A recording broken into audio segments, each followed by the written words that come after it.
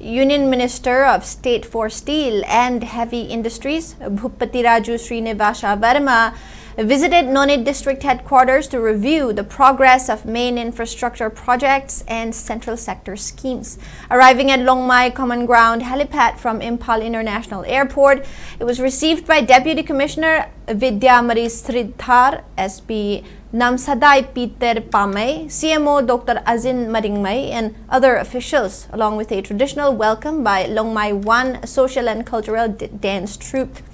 During the visit, the minister inspected Primary Health Center Noney, interacted with medical staff, and distributed Ayushman cards under Ayushman Bharat Pradhan Mantri Jan Arogya Yojana to beneficiaries of Pradhan Mantri Awas Yojana Gramin, besides reviewing the construction of bridge number 164, touted as the world's tallest railway pier bridge under the Northeast Frontier Railway, and inaugurating a tree plantation drive organized by the 119 Infantry Battalion, Territorial Army, Assam.